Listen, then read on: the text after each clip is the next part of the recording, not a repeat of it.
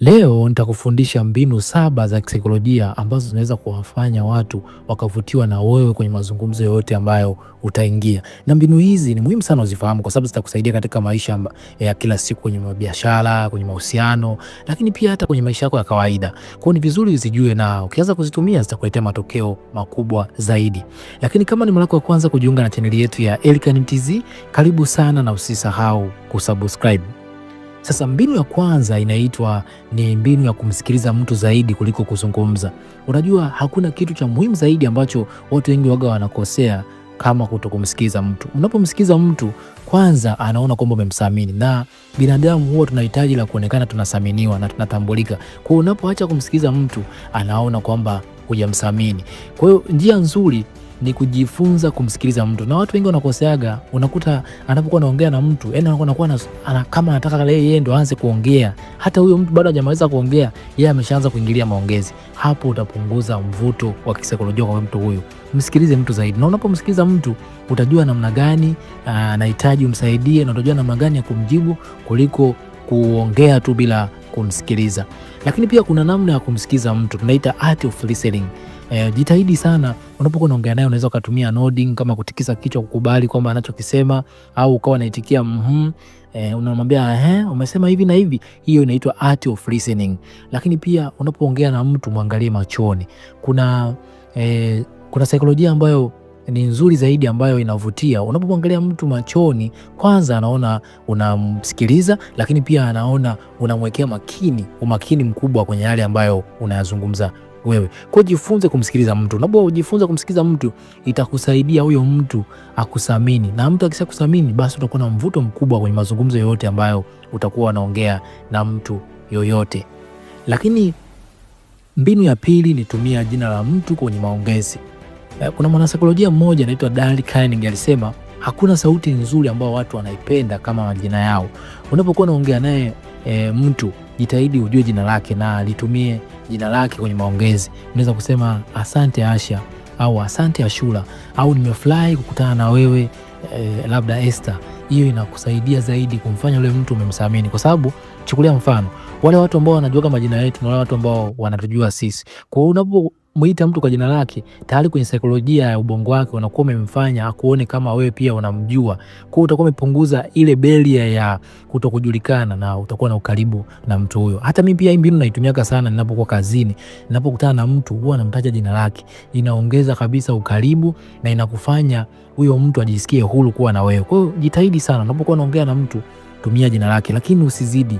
Ukiwa unatumia hata kwenye sehemu ambayo halihitajiki, tumia mara nyingi mwanzoni unapokutana na mwishoni unapoagana, ndio sehemu nzuri. Au kwa mfano unapoelezea kitu, au kama kuna jambo labda unataka kumuuliza, unaonaje hili jambo labda Juma, unaonaje hili jambo labda Hamisi, hapo ndio unakuwa unatumia jina vizuri kuliko kutumia bila mpangilio. Hapo sasa itakuwa inaonekana kama unatumia mbinu ya ushawishi wa kisaikolojia.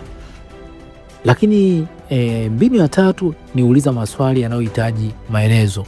Unajua watu wengi huwa wanakosea. Unapotaka kuongeza mvuto kwa mtu au kumfanya mtu akupende zaidi au akufikirie sana, ni namna unavyoongea naye. Watu wengi wanapenda maswali ya mkato. Yaani unakuta anakuambia leo ulikuaje, au jana ulienda, yani majibu yake yanakuwa ndio au hapana. Maswali mazuri tunayahitaga ni open ended question, yani maswali ambayo yanahitaji maelezo. Hayo yanamfanya mtu ajielezee zaidi. Na tunarudi kwenye ile mbinu ya kwanza kwamba kumsikiliza mtu. Kwa hiyo akianza kujielezea zaidi, utamsikiliza, na watu wago wanafurahi zaidi kupata watu ambao wanawasikiliza. Na asilimia kubwa unaweza kukuta hata tatizo ambalo mwenzako anakuelezea hata uliwezi kulitatua, lakini ile hali tu ya kumsikiliza mtu inamfanya ajisikie vizuri. Kwa hiyo maswali ambayo yanakuwa wazi, ambayo tunaita open ended question, ni mazuri. Unaweza kumuuliza mtu, leo umejisikiaje, kazini ilikuwaje? Hayo yanamfanya mtu aelezee zaidi kuliko yale kwamba leo umetoka kazini. Majibu yake yatakuwa ndio au hapana, ambayo hayatamfanya mtu ajielezee zaidi. Tumia maswali ambayo yatamfanya mtu ajielezee zaidi. Hii itatengeneza mvuto wa mazungumzo yawe mazuri kati yako na huyo mtu ambaye mnazungumza. Lakini mbinu ya 4, tumia tabasamu. Tabasamu Ni kama kitu kidogo ambacho tunakionaga cha kawaida, lakini kwenye saikolojia huwa inabadilisha kabisa mtazamo wa ubongo wa mtu ambaye unazungumza naye. Unapokuwa unazungumza na mtu, jitahidi utabasamu, usikunje sura, usiweke zile ndita, tabasamu. Unapotabasamu unatafsiri kwenye ubongo wa yule mtu unazungumza naye kwamba haya ni maongezi ya amani na ya furaha. Lakini ukiwa umekaa serious, ucheki au uoneshe tabasamu, unakuwa unamtengenezea mwenzako hali ya kujilinda, naona kwamba haya maongezi hayana amani ndani yake. Hata kama unaongea maongezi mazito ambayo yanahitaji umakini mkubwa, ukiweka tabasamu, mtu anapunguza ile hali ya ulinzi ya kujilinda na hata kusikiza kwa makini zaidi. Lakini mbinu ya 5, tumia utani mdogo. Unajua utani, kuna utani mzuri na utani mbaya. Utani mzuri ni ule ambao unakuwa haumwasili mtu. Kwenye maongezi yote lazima ujitahidi uwe unaongea na mtu kwa kutumia utani ambao hauendi kumwasili yeye. Ni utani wa vitu ambavyo haviendi kumshambulia mtu binafsi, kwa sababu kuna utani mwingine unakuta unaenda unaelezea madhaifu ya mtu. Huo sio utani mzuri. Utani unasaidia kutengeneza mazungumzo yakawa na mvuto, na mtu mara nyingi huwa anafurahi vile vitu ambavyo amevifurahia. Kwa hiyo unakuta labda mlikuwa mnaongea vitu vingi, lakini akakumbuka utani ambao ulimwambia. Na utani upo aina nyingi. Unaweza ukatania vitu ambavyo vinaonekana hapo mlipokaa au mazingira au kitu chochote ambacho hakiendi kumwasili mtu mwingine, na ikaongeza kabisa mvuto wa mazungumzo ambayo mnayafanya. Lakini mbinu ya 6, onesha kuvutiwa na anachosema.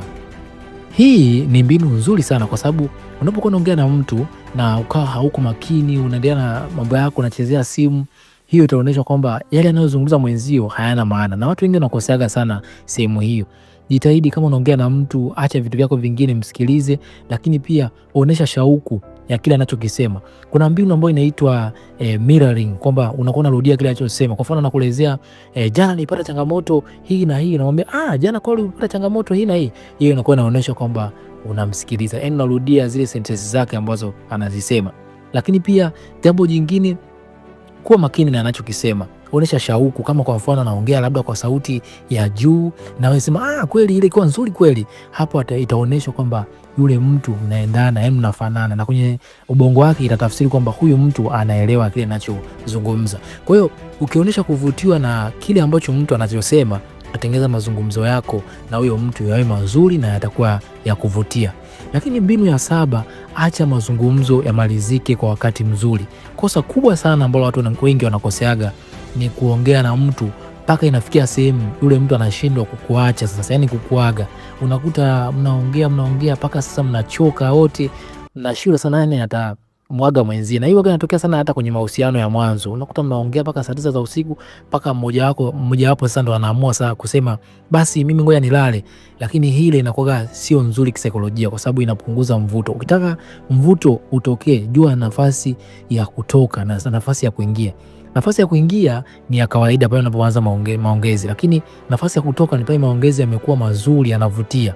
Pale sasa ndo unaweza ukamwaga mtu, kumwambia aisee, asante kwa kuongea na wewe, naomba niendelee na kitu kingine nilikuwa nakifanya mwanzo. Hiyo itatengeneza mvuto kweli wa kisaikolojia ambao utamfanya yule mtu aendelee kushawishika zaidi kuja kuzungumza na wewe tena kwa baadaye, kwa sababu kisaikolojia huwa tunakumbuka yale mambo ambayo ametufurahisha sisi. Kwa kama alikuwa anafurahi afu mkamwacha, utamtengenezea ile hali ya kutaka muendelezo. Kwa baadaye atakutafuta tena muendelee kuongea, lakini kama akifikia hali ya kuchoka, ndio ataikumbuka hiyo baadaye. Kwa sasa hata tufurahi tena kuja kuongea na wewe. Na ndio maana mara nyingi fuatilia, ukiwa unaongea na mtu mpaka kafikia sehemu akachoka, wakati mwingine atakwambia atakuwahi, sasa hivi nina kazi nataka kufanya. Hapo ujue kwamba mwanzo ulikosea. Kwa hiyo jitahidi maongezi unaofanya na mtu, jua wakati wa kuondoka. Na watu wengi wao wanakosea sana. Unakuta anaongea mpaka anashindwa sasa kuweka mipaka ya kuondoka sehemu husika. Hebu niambie katika comment ni sehemu gani ambayo umejifunza zaidi. Lakini kama una swali unaweza kucomment pia sehemu ya comment section. Asante kwa kunisikiliza. Bye bye na uwe na siku njema.